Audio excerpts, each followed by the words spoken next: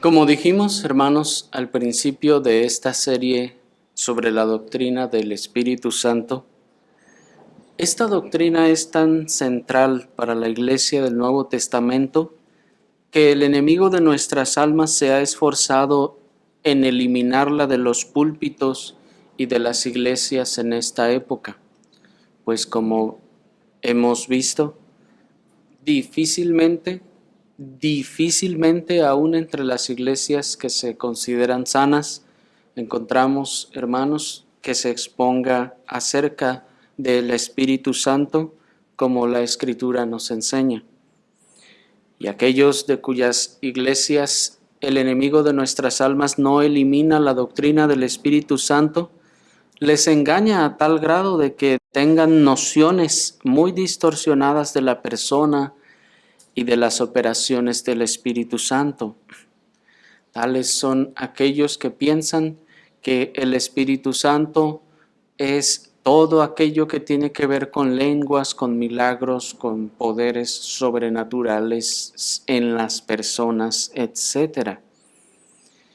Así que otro de los aspectos de la doctrina del Espíritu Santo que suele ser muy distorsionado, hermanos, es precisamente la unción del Espíritu Santo. Por un lado, los muchos interpretan esta unción como una especie de poder místico que les confiere poderes o facultades sobrenaturales a ellos en sus personas para sanar, para echar fuera demonios y para hacer cuanta cosa, según ellos, ahora tienen el poder de hacer. Mientras otros, reaccionando a estas graves distorsiones de las malinterpretaciones de lo que es la unción del Espíritu Santo, llaman a la unción del Espíritu Santo como algo menor, le despojan de todo beneficio experimental en la vida del verdadero creyente y la relegan, hermanos, a un plano simbólico, a simplemente algo que ocurre, sí, en los creyentes, pero que no significa nada, ni hace nada, solo está allí y ya. Pero, ¿qué significa para nosotros, para los creyentes, que haya una unción del Espíritu Santo? O necesitamos una unción del Espíritu Santo. Y si nos es dada, ¿para qué nos sirve? ¿En qué forma nos beneficia? Veamos pues estas cosas, hermanos, el día de hoy bajo el tema la unción del Espíritu.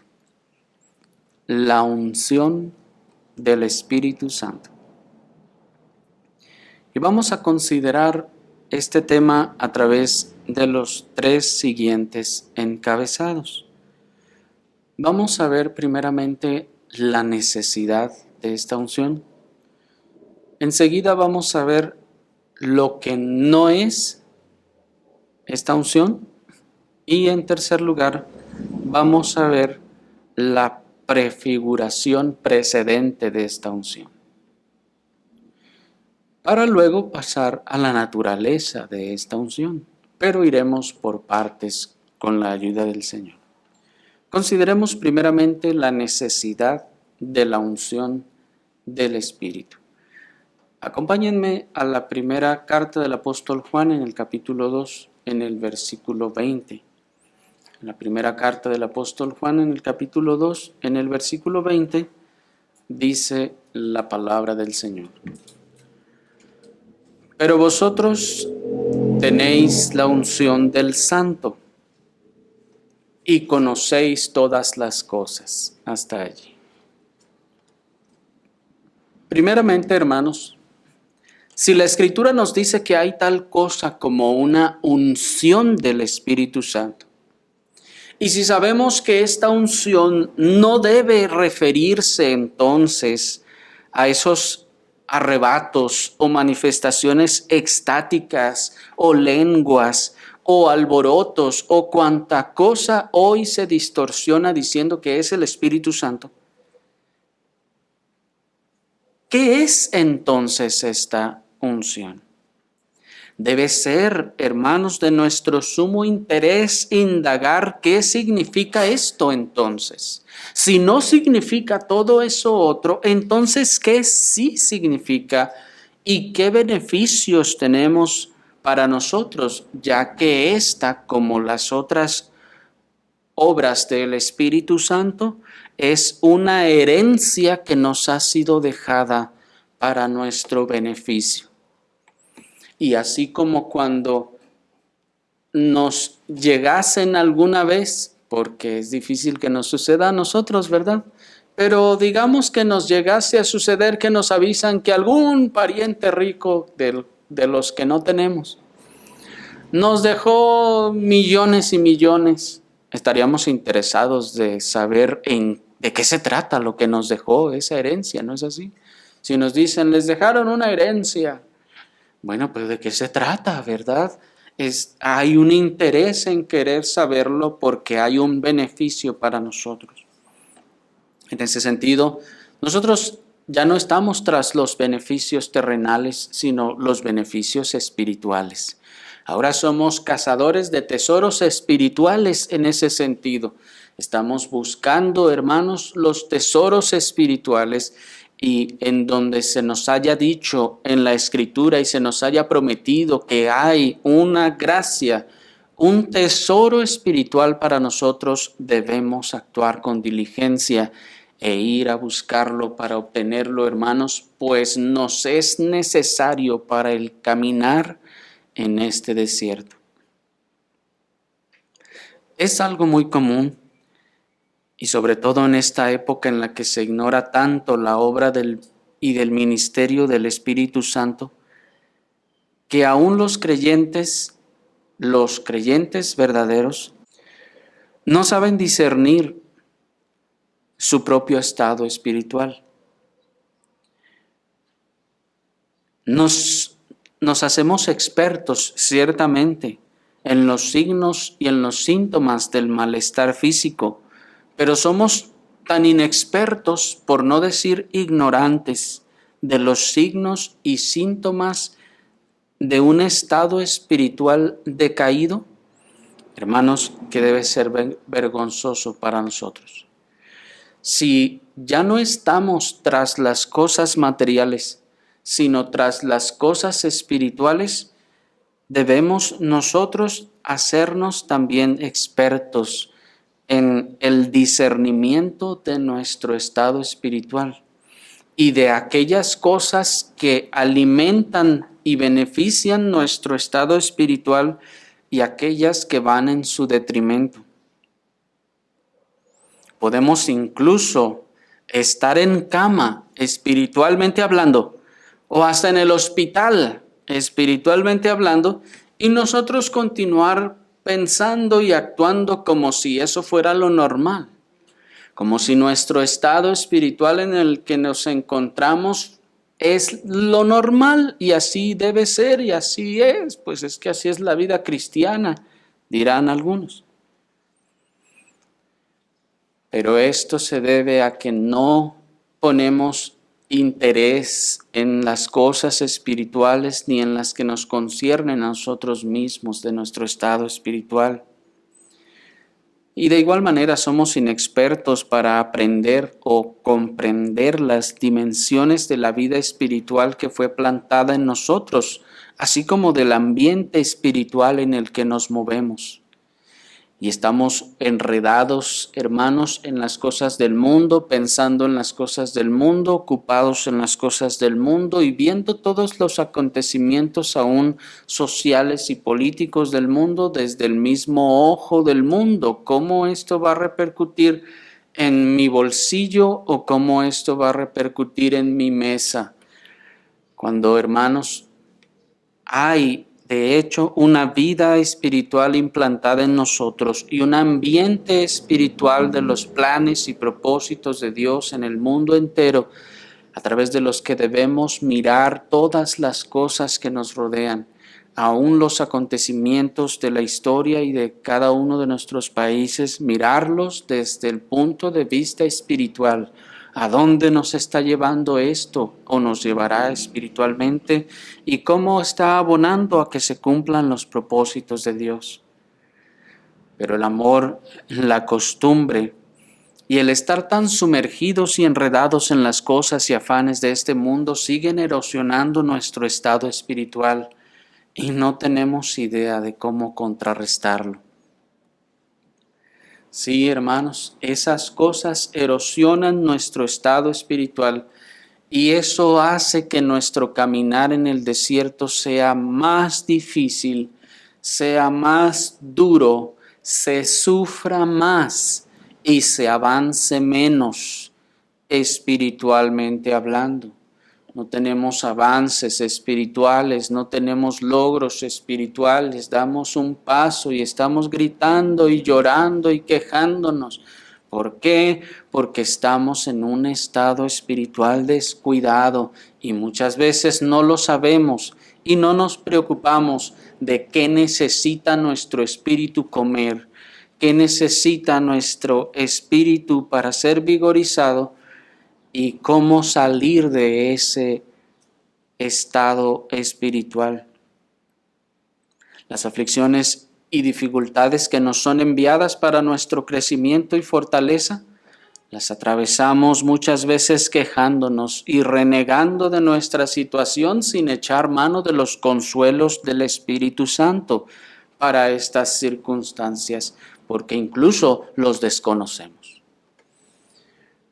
Hermanos, esta es la razón por la que decíamos al principio que esta es una doctrina tan fundamental, porque, hermanos, los consuelos del Espíritu Santo son predominantemente desconocidos en lo que hoy se llama cristianismo.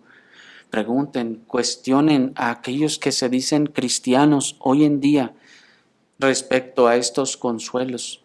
¿Saben ustedes lo que es el ministerio del Espíritu Santo? ¿En qué consiste? ¿En qué nos ayuda en este caminar espiritual? ¿En qué nos beneficia?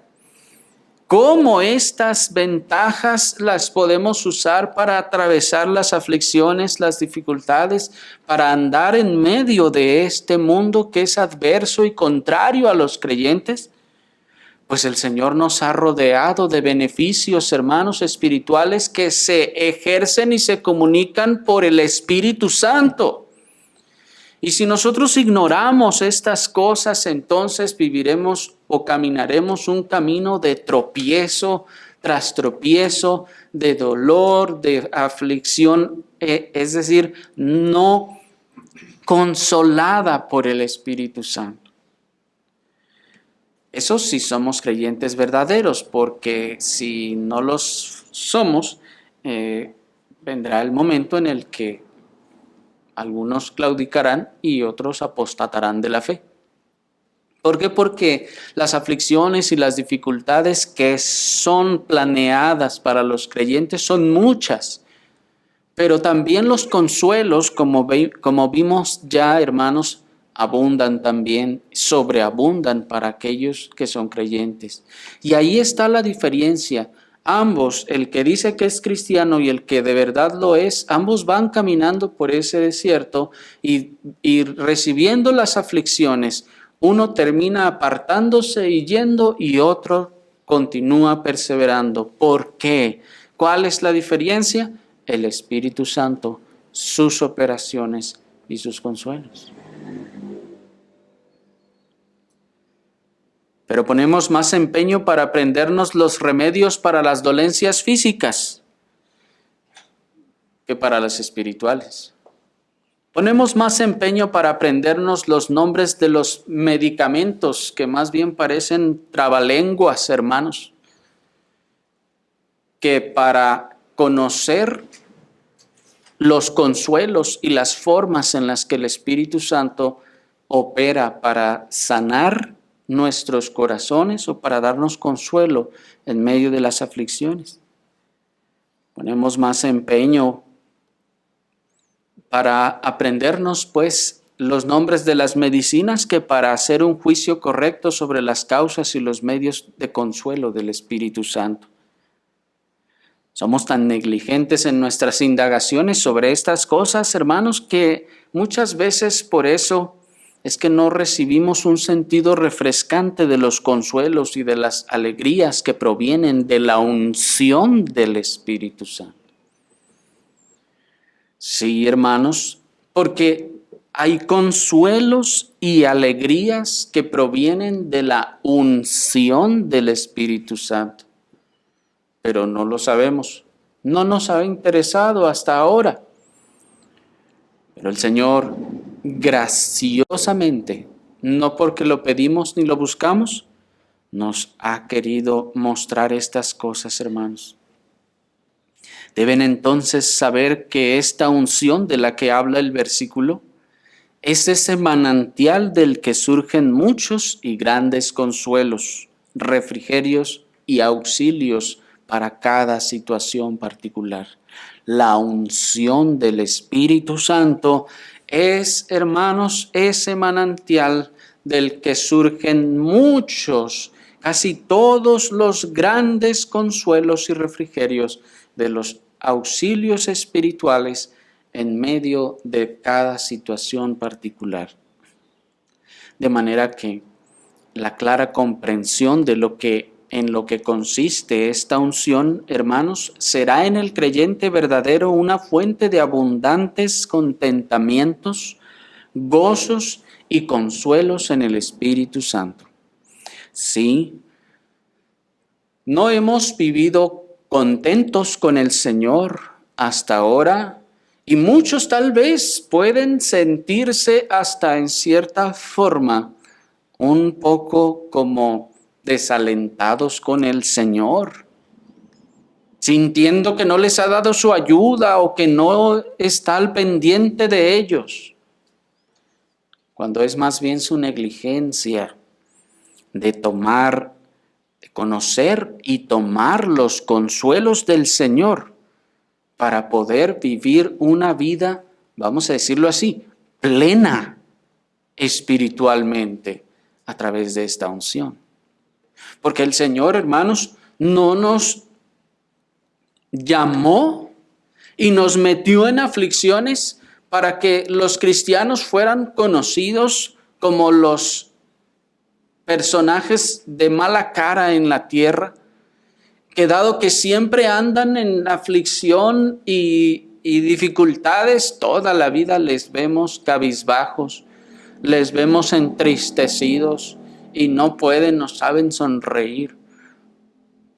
No, hermanos, el Señor nos proveyó de la unción del Espíritu Santo, para a través de ella proveernos de grandes consuelos, consuelos que hacen sobreponer al alma sobre las dificultades y las aflicciones, refrigerios que en medio de la pérdida y de la dificultad refrescan nuestros espíritus y nos hacen andar, hermanos, contentos con la voluntad del Señor. De manera que la clara comprensión de en lo que consiste esta unción, pues será en el creyente verdadero una fuente de abundantes contentamientos, gozos y consuelos en el Espíritu Santo. Dice en ese sentido el pastor puritano John Owen, cito: solo añadiré que, puesto que atribuimos a esta unción de manera particular al Espíritu Santo como consolador de la Iglesia, podemos discernir fácilmente en qué consiste el consuelo que recibimos por ella. Porque, ¿quién puede expresar la satisfacción, el refrigerio, el gozo con que la mente es poseída por esas enseñanzas espirituales y eficaces que le dan una clara aprehensión de la verdad salvadora en su propia naturaleza y belleza, y que engrandece en el corazón por amor de ella y deleite a ella. Termina la cita. Observen que ya se nos están revelando algunas de las cosas en las que consiste esta unción. Pero ya que hemos expuesto cuán necesario es para nosotros aprender lo que esta unción del Espíritu Santo es, pasemos entonces a nuestro segundo encabezado, que es lo que no es la unción del Espíritu Santo. Lo que no es la unción del Espíritu Santo. Y acompáñenme ahora al versículo 27 de Primera de Juan 2. Primera de Juan 2, 27 dice la palabra del Señor. Pero la unción que vosotros habéis recibido de Él permanece en vosotros. Y no tenéis necesidad de que alguno os enseñe, sino que como la unción misma os enseña acerca de todas las cosas y es verdadera y no es mentira, así como os ha enseñado, permaneceréis en Él. Hasta allí. Como decíamos al principio, hermanos, muchos han malinterpretado lo que significa esta unción. En primer lugar, en el ala carismática y pentecostal de lo que hoy se llama cristianismo, se sostiene que dicha unción es, y cito, autoridad y poder para testificar, sanar enfermos, liberar a los cautivos y llevar a cabo las otras obras de Dios. Cierro esa cita. Sí, hermanos, en el ala carismática y pentecostal se piensa que esta unción del Espíritu Santo es precisamente la autoridad y poder que le da Dios a los cristianos, a los creyentes, para que con ello puedan ellos sanar a los enfermos, liberar a los cautivos y hacer otras obras con poderes sobrenaturales. En otras palabras, hermanos, para ellos la unción del Espíritu es una capacidad para lo sobrenatural. Es una capacidad para hacer cosas de orden sobrenatural. Sin embargo, esta unción que tenían los creyentes, hermanos, se refiere a ser primeramente ungidos por Dios, como dice 2 Corintios 1:21, y ese era, hermanos, el privilegio de todos los que eran hechos partícipes de esta unción. Es decir, cuando el ala carismática y pentecostal habla de la unción del Espíritu Santo, ellos deben admitir al final, aún incluso por cuestiones de práctica, que esta unción no lo es para todos, que no todos tienen esta unción, porque no todos, según ellos, pueden sanar, y no todos, según ellos, pueden echar fuera demonios, y no todos pueden hacer estas mismas cosas. Si ese fuera el resultado de la unción, entonces todos los cristianos y creyentes deberían de poder hacer esas mismas cosas, porque el texto nos dice que esta unción es de todos y todos la han recibido, dice, pero la unción que vosotros habéis recibido de Él permanece en vosotros. Noten entonces que todos los cristianos, según el texto, tienen esta unción. Todos los cristianos poseen esa unción, por lo que entonces no puede ser que se refiera a asuntos de orden sobrenatural. La misma práctica nos lo demuestra. Adicionalmente, el texto nos dice que esta unción enseña. Y en ninguna parte, hermanos, de la Escritura se habla de que esta unción tenga que ver con operaciones milagrosas. De hecho, hermanos, el término que se tradujo en estos textos como unción solo aparece 3 veces en el Nuevo Testamento. El término griego crisma. y solo aparece aquí, en el capítulo 2 de Primera de Juan. Y ustedes pueden leer el contexto en su casa. En este capítulo en ningún momento se nos está hablando acerca de milagros, sino al contrario, el texto nos dice de una operación, la cual vamos a ver después, de esta unción, que la unción enseña. Así que no puede ser entonces que tenga que ver con milagros y cosas semejantes. En segundo lugar, otros incluso piensan que esta unción es el poder en su ministerio. Sí, muchas personas y líderes religiosos, pastores o según se llaman hoy en día, se hacen llamar apóstoles o profetas. Llaman a esta unción el poder de su ministerio. Ellos dicen, mira, tú, pastorcito, la razón por la que tú no has crecido y no has experimentado toda esta bendición de abundancia es porque no tienes la unción. Te falta la unción. Estás haciendo todo esto sin la unción. Cuando te llegue la unción, no todo te va a salir bien. Y va a salir todo muy bien. Pero como vemos en el versículo, hermanos, una vez más, todos los creyentes han recibido esta unción y la recibieron desde que creyeron genuinamente. Así que el texto ya nos está diciendo que todos tienen esa unción. Todos los cristianos la tienen y la tienen desde que creyeron. Pues el texto dice, miren, 27, pero la unción que vosotros habéis recibido, ¿se fija? Habéis recibido. Hubo un momento particular específico en todos los cristianos, que es el momento de su salvación, que reciben esta unción y permanece en ellos. La tercera cosa a la que no se refiere la unción del Espíritu Santo es que no se refiere al aceite de los rituales católicos. El término que se traduce como unción, les decía que es la palabra griega crisma. Y como sabrán ustedes, este es el nombre que precisamente le da el catolicismo al aceite o ungüento que ellos usan para el bautismo y para los demás falsos sacramentos como la confirmación, el orden sacerdotal y la extrema unción. Ese aceitito que ellos utilizan se llama crisma, así le llaman.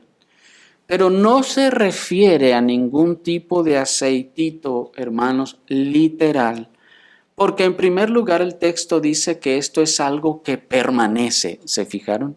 Que recibieron y permanece, lo que no puede ocurrir con ningún aceite literal. De manera entonces, hermanos, que esto no es posible. En segundo lugar, porque ninguna aplicación literal de aceite es mencionada en el versículo. Y aunque se haga referencia a las unciones del Espíritu Santo, estas unciones del Antiguo Testamento no eran sacramentales. Es decir, que no ocurría necesariamente, hermanos, un poder a la hora que se ungía a alguna o que se le vertía el aceite a una persona.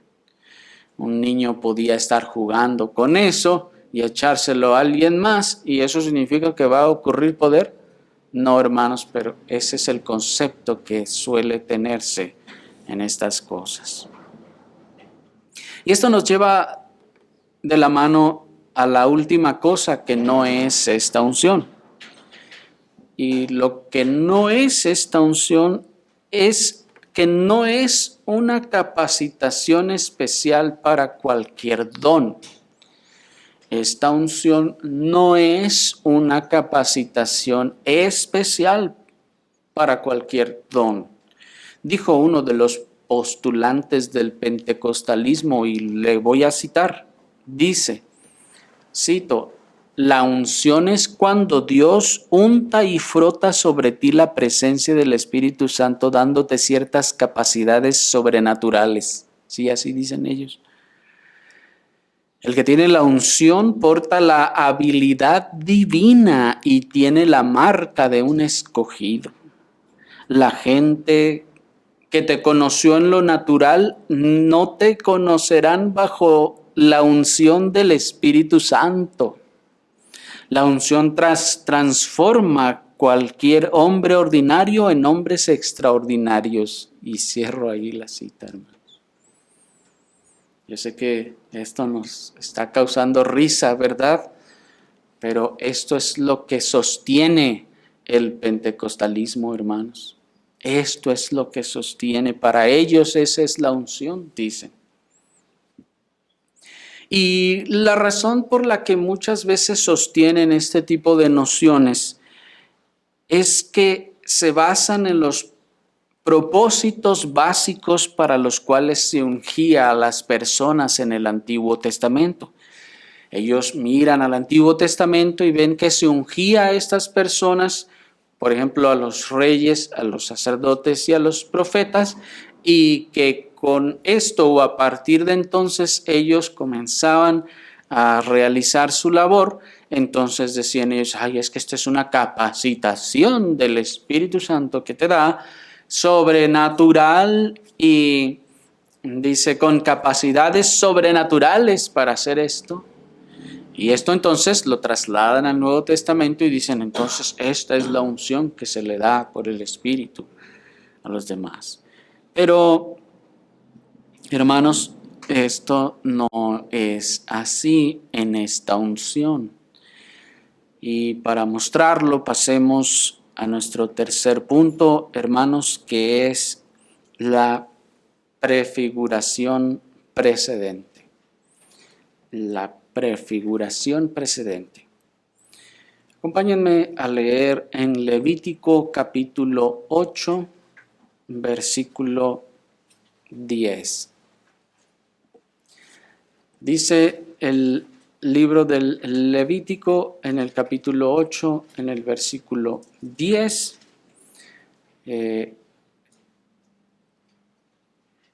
Moisés ha recibido de parte de Dios instrucción sobre el tabernáculo y lo que debe de hacer. Es más, si quieren vamos leyendo un poco el contexto, hermanos, y vamos a leer desde el versículo 1. ¿Están allí? Y habló el Señor a Moisés diciendo, toma a Aarón y a sus hijos con él, y las vestiduras y el aceite de la unción. ¿Se fija? Y el aceite de la unción, y el becerro del sacrificio por el pecado, y los 2 carneros, y la canasta de los panes sin levadura, y reúne a toda la congregación a la puerta del tabernáculo de reunión. Moisés hizo como el Señor le mandó, y se reunió la asamblea a la puerta del tabernáculo de reunión. Moisés dijo a la congregación, esto es lo que el Señor ha mandado hacer. Entonces Moisés hizo que Aarón y sus hijos se acercaran y los lavó con agua, y puso sobre él la túnica y lo ciñó con el cinto. Después lo vistió con el manto y puso sobre él el efod, y lo ciñó con el cinto del efod, y se lo ajustó con él. Y le puso encima el pectoral, y en el pectoral el Urim y el Tumim. Enseguida puso la mitra sobre su cabeza, y sobre la mitra, en su frente, puso la lámina de oro, la corona santa, como el Señor había mandado a Moisés. Y Moisés tomó el aceite de la unción y ungió el tabernáculo y todas las cosas que estaban en él, y las santificó. y roció de él sobre el altar 7 veces, y ungió el altar y todos sus vasos y el lavacro y su base para santificarlos. Y derramó del aceite de la unción sobre la cabeza de Aarón y lo ungió para santificarlo. Hasta ahí.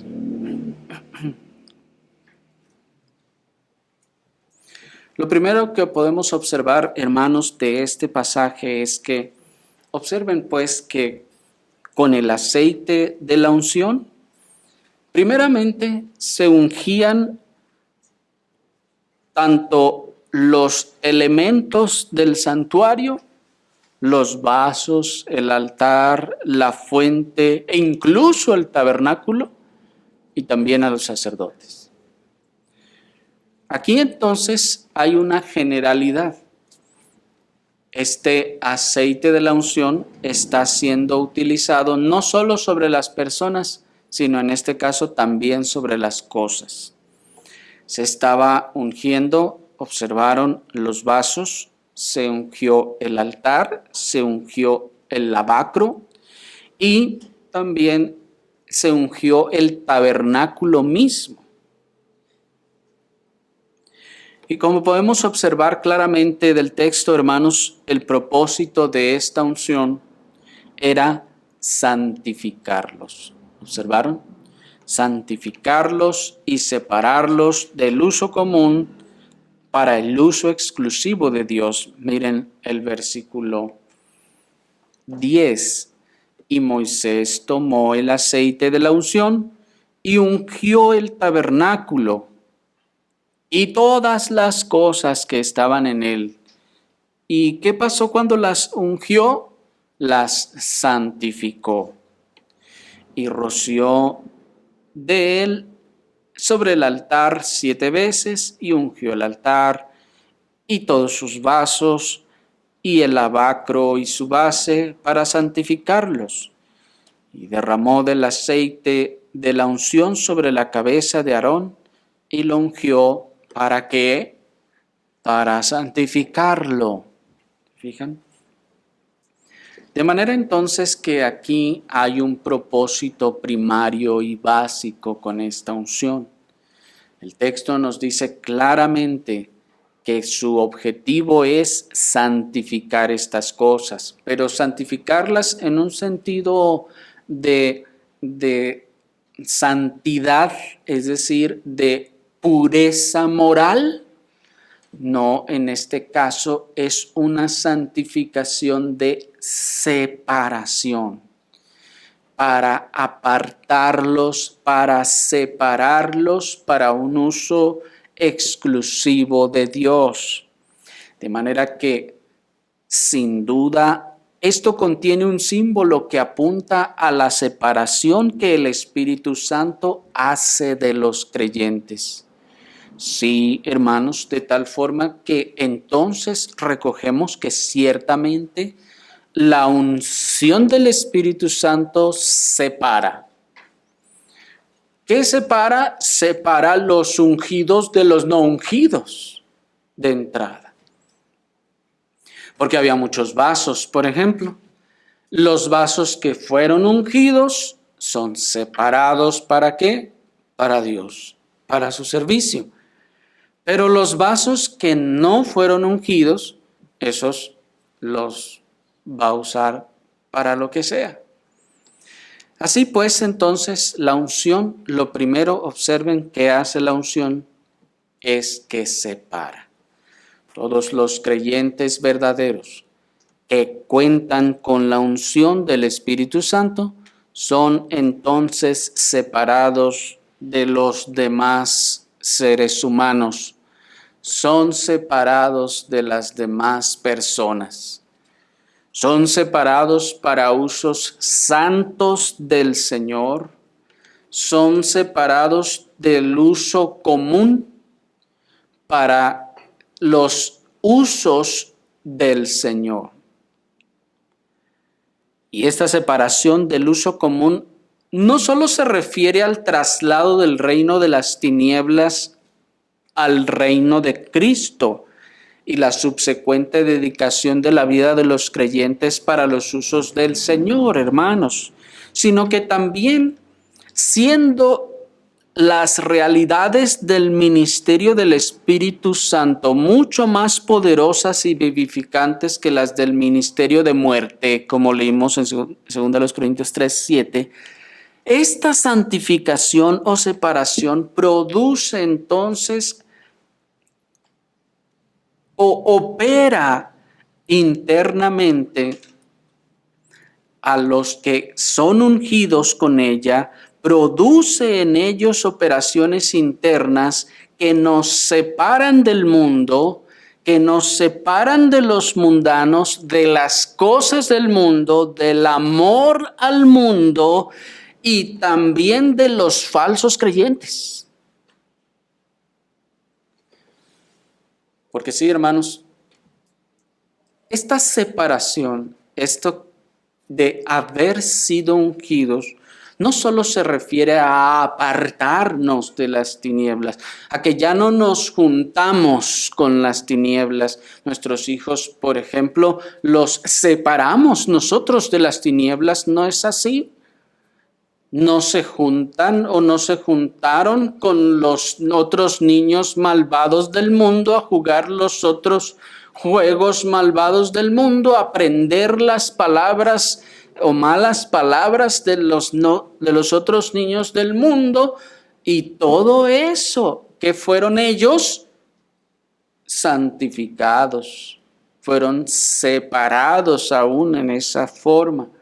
Los creyentes entonces son separados de las formas del mundo, son separados de las costumbres del mundo, son separados de las filosofías del mundo, son separados de las formas de proceder del mundo que no están conforme a la palabra de Dios, porque ahora ya no están en el reino de las tinieblas, ya no sirven al reino de las tinieblas, ahora están en el reino de Cristo, ahora sirven al reino de Cristo, y tanto sus pensamientos como sus costumbres, como sus compañías y su lenguaje cambia al lenguaje del reino de Dios. El lenguaje o el reino de Dios tiene su propio idioma en ese sentido, en el sentido de que tiene sus propias connotaciones y significados en las palabras y muchas cosas.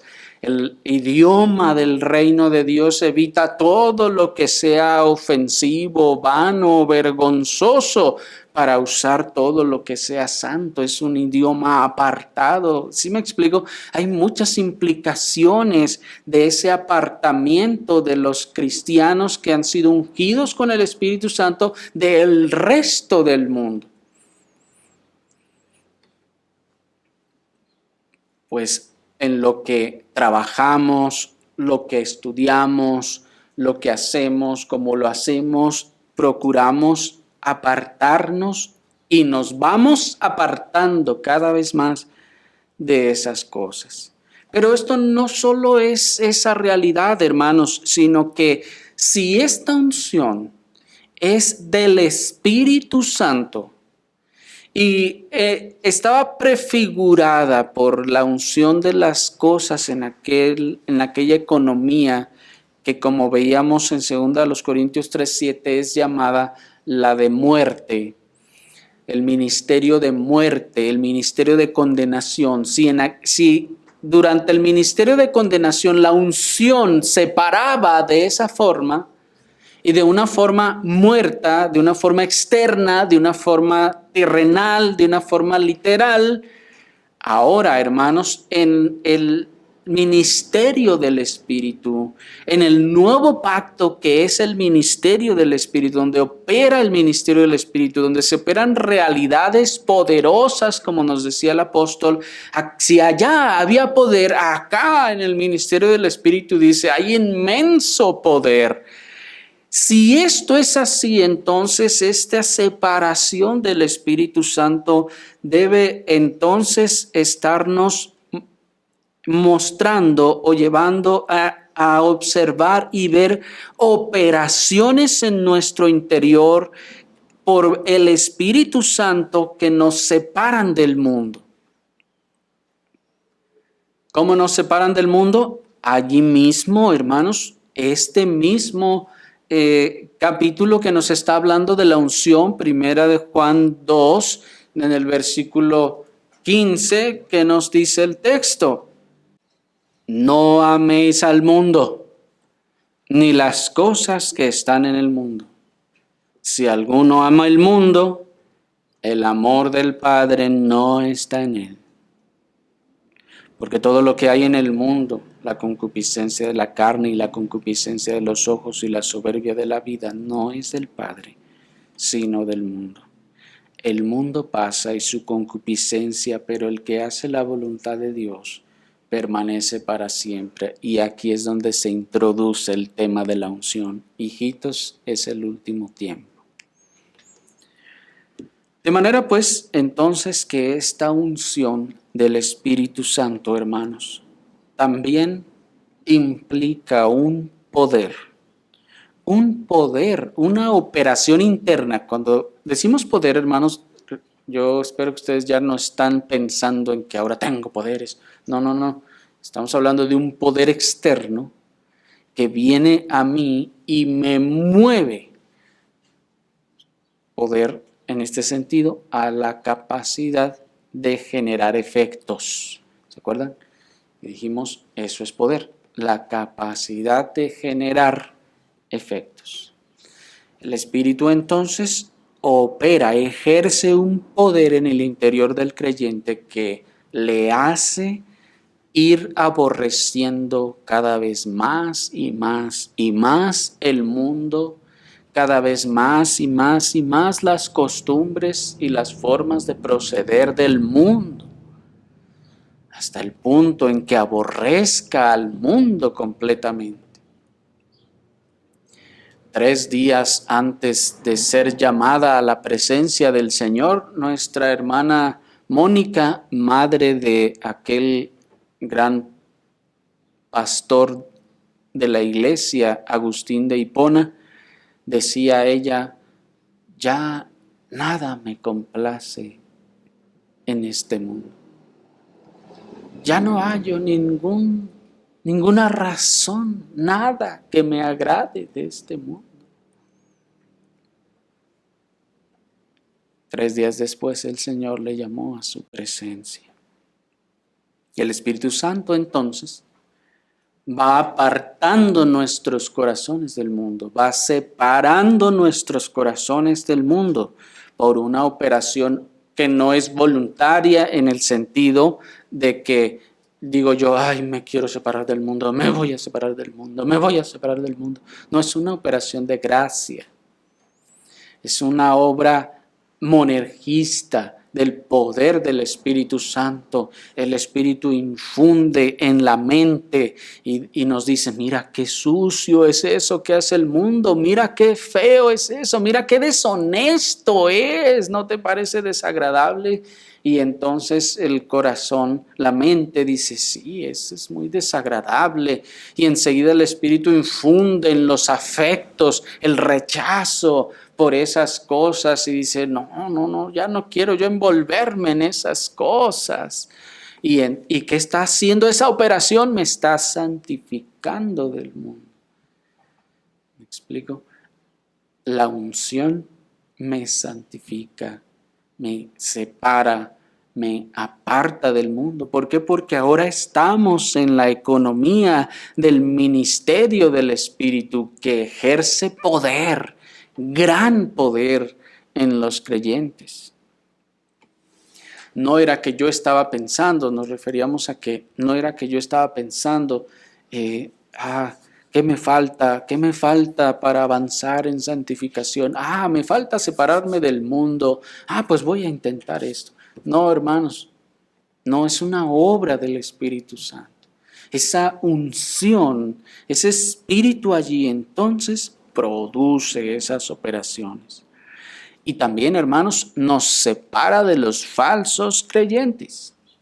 Sí, nos separa de los falsos creyentes. Pero eso lo vamos a ver, hermanos, cuando veamos la naturaleza del Espíritu Santo. Continuamos, pues, nosotros, hermanos, con las prefiguraciones en el Antiguo Testamento. Ahora bien, todos estos tipos tuvieron su primer y pleno cumplimiento en la persona de nuestro Señor Jesucristo. Pues era a la persona de nuestro Señor Jesucristo a la que se tipificaba en todo lo que leímos que se ungió.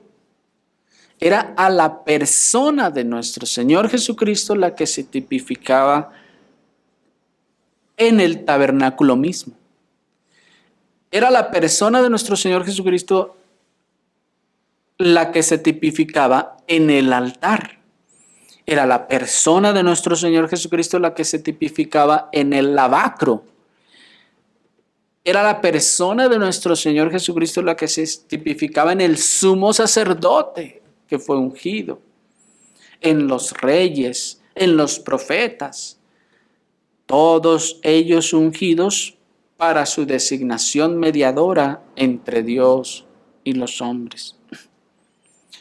De esta manera observamos cómo nuestro Señor Jesucristo fue entonces ungido para su oficio mediador en todos estos símbolos. Y en esa unción que nuestro Señor Jesucristo recibe como la designación de su oficio mediador, Él es ungido también por el Espíritu Santo. Acompáñenme a Isaías capítulo 61. El libro del profeta Isaías, en el capítulo 61 vamos a leer del versículo 1 al versículo 3. Dice la palabra del Señor: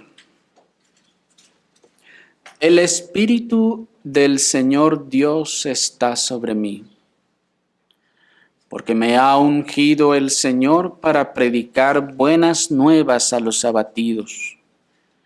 Me ha enviado para vendar a los quebrantados de corazón, para proclamar libertad a los cautivos y a los aprisionados apertura de la prisión, para proclamar el año del favor del Señor y el día de venganza de nuestro Dios, para consolar a todos los que lamentan, para colocar a los que lamentan en Sión, para darles relucimiento en lugar de ceniza, aceite de alegría en lugar de lamento, vestimenta de celebración en lugar de espíritu ensombrecido, para que sean llamados robles de justicia, plantío del Señor, para que Él sea glorificado. Hasta ahí. Qué pasaje tan hermoso es este, hermanos. ¿Lo observaron? ¿Cuántas riquezas hay, hermanos, en este pasaje? Y aquí se nos está narrando, hermanos, en qué consistió, en este caso, la unción con la que fue ungido nuestro Señor Jesucristo. Pues dice el texto: el Espíritu del Señor Dios está sobre mí, porque me ha ungido el Señor. ¿Se fijan? Y aquí se está hablando de Cristo nuestro Señor. ¿Para qué le ungió? ¿Quién le ungió para empezar? El Padre, ¿cierto? El Padre le ungió. ¿Para qué le ungió a nuestro Salvador? Esa unción del Santo, porque este es lo que significa cuando leímos en el capítulo 2, versículo 20, vosotros tenéis la unción del Santo. ¿Quién es el Santo? Cristo nuestro Señor. ¿Y qué es esa unción que Él recibió? Dice allí: me ha ungido el Señor para, observen, predicar buenas nuevas a los abatidos. ¿En qué consiste entonces la unción del Señor? Miren aquí, en todas las formas en las que se mencionan las operaciones, porque si se fijan, ahí hay una unción y sus operaciones. ¿Se fijaron? Me ha ungido el Señor. ¿Y para qué me ungió? ¿Qué hace esa unción? Hace operaciones. Primero, me hace predicar las buenas nuevas a los abatidos. Ahí está una operación, proclamar libertad a los cautivos, otra operación, y así sucesivamente. ¿Me explico? Y noten pues, hermanos, el común denominador de esta unción, de todas estas operaciones, que es consolación. Todo este pasaje se puede resumir en la operación de la consolación. ¿La consolación de qué? Del Espíritu Santo. Por eso el Espíritu Santo iba a ser consolador. Por eso es llamado consolador. Miren en qué consiste o qué opera esta unción en Cristo. Esta unción en Cristo opera que trae buenas nuevas a los abatidos. Y bueno, hermanos, aquí recuerden ustedes que son las mismas palabras que toma nuestro Señor Jesucristo ahí en Lucas cuando dice: estas palabras se han cumplido hoy delante de vosotros. Sin embargo, hermanos, aunque se les puede dar un señalamiento evangélico, es decir, para la salvación de las almas, el sentido original del texto en Isaías es eminentemente espiritual, es decir, del Espíritu Santo. No lleva propósitos salvadores en sí mismo, es decir, como si su objetivo es he venido a salvar. No, sino estas buenas nuevas es a los abatidos. Ahora, ¿eso tiene un simbolismo de salvación? Sí, sí, también señala la salvación desde que aquellos que están abatidos de espíritu, contritos y humillados, reciben las buenas nuevas de salvación. Sin embargo, cada una de los contrastes que se nos están dando aquí están refiriéndose a una obra espiritual. En este primer caso, a los que están abatidos. ¿Abatidos por qué? Por las aflicciones, por las dificultades. ¿Qué viene a ser esta unción en Cristo? Y ya que tenemos la unción del Santo, es decir, la unción de Cristo, nos dijo el apóstol, en nosotros, es esa misma unción, la de Cristo, la que tenemos en nosotros, nos dice. Y entonces, ¿qué es en nosotros esta unción? Consuelo. Primero, que en el abatimiento hay buenas noticias. Segunda operación de este consuelo es vendar a los quebrantados de corazón. Tiene esto también está señalando a una obra salvadora. Sí, hermanos, también encuentra un símbolo salvador. ¿Quiénes son los quebrantados de corazón? Los contritos de espíritu, como dice el salmista, que al corazón contrito y humillado no despreciará el Señor. Sin embargo, hermanos, este es un quebrantamiento en el contexto de este pasaje, este es un quebrantamiento de espíritu, un espíritu afligido, un espíritu quebrantado, angustiado, un espíritu que está cargado, pesado, apesadumbrado por las aflicciones y las dificultades. Y dice el Señor, esta unción me envía a vendarlos.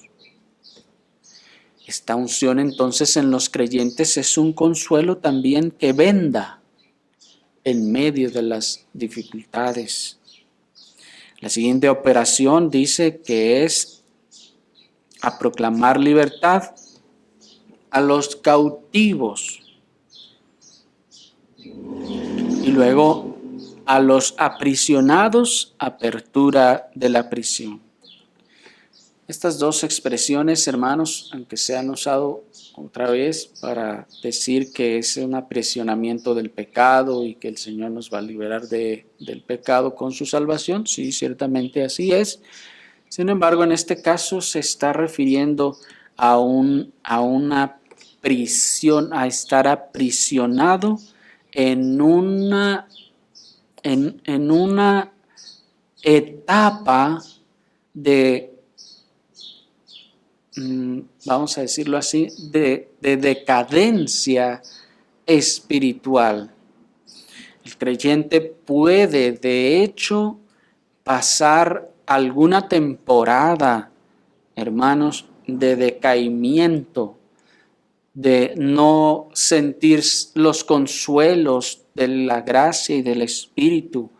Allí está como en una prisión, está como cautivo de sus propias concupiscencias carnales, donde está cautivo de esa como autoconmiseración, exactamente, porque es una concupiscencia carnal, hermanos, que toma la mente y los afectos y le tiene ahí cautivo, y cada vez que cae a una aflicción y a una dificultad, en vez de correr al Señor, abraza la conmiseración y dice, pobrecito de mí, está cautivo allí. Hay una cautividad y puede pasar un tiempo en esa concupiscencia. La unción viene precisamente, y una de sus operaciones es, dice, dar libertad a los aprisionados en esas cosas. Los que están por una temporada aprisionados en otras concupiscencias o tentaciones, que caen por una temporada una y otra vez y otra vez y otra vez. La promesa del Espíritu es venir a liberarlos de esa prisión. ¿Me están siguiendo? El Espíritu viene a romper esos grilletes, hermanos, pues esta expresión de aprisionados se refiere a estar atados o encadenados. A eso se refiere. No como la versión 60 dice presos, pero bueno, hoy en día el preso ya no tiene grilletes, sino el texto se refiere a ese que está encadenado y con grilletes y todavía está en una mazmorra, encima de todo. Pues ese término que se tradujo como prisión se refiere a esa mazmorra. La siguiente operación entonces es, fíjense, versículo 2, para proclamar el año del favor del Señor. Esta expresión, hermanos, se refiere como cuando un rey es, en este caso, válgame la expresión, como decimos hoy en día, estaba de oferta. Cuando un rey decía, ok, ahora a partir de tal tiempo, el que necesite algo se lo concedo. Estoy de oferta. A eso se refiere el texto, con ese año del favor que el rey se determinaba en su favor, le complacía darles lo que pidiera. A eso se refiere, a ese favor del rey de no negar las cosas. Y dice el día de la venganza de nuestro Dios, la venganza de nuestros enemigos, para consolar, miren, a los que lamentan.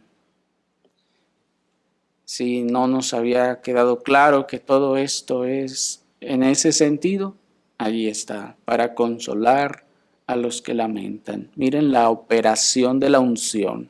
¿Qué es la unción? ¿O qué opera la unción? Consuelo a los que lamentan.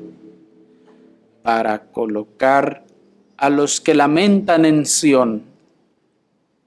Y esa es una expresión, hermanos, muy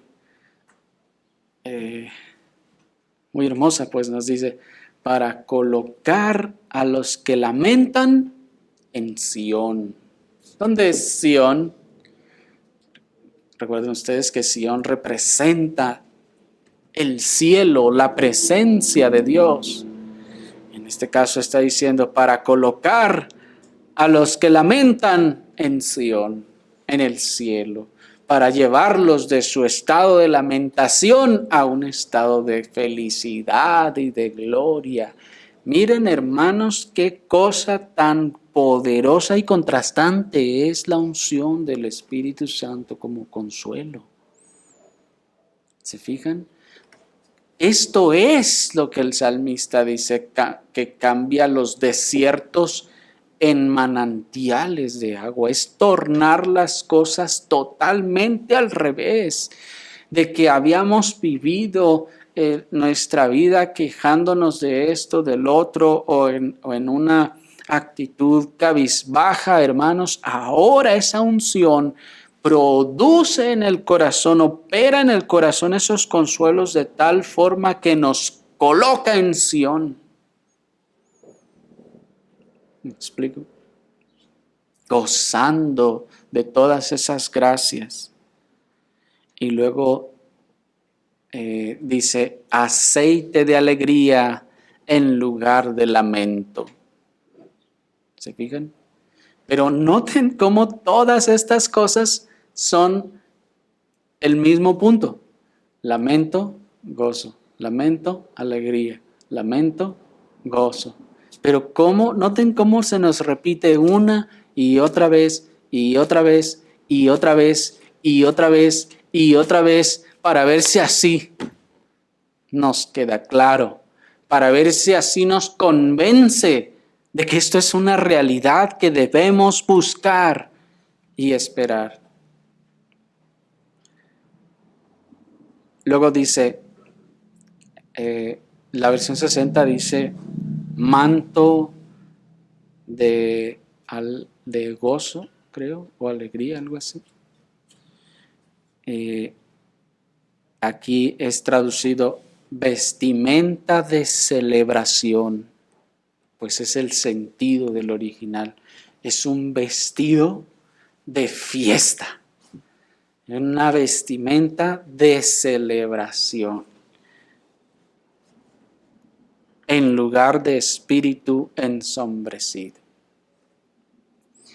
Es decir, que para celebrar se vestía con vestimenta de el día de celebración.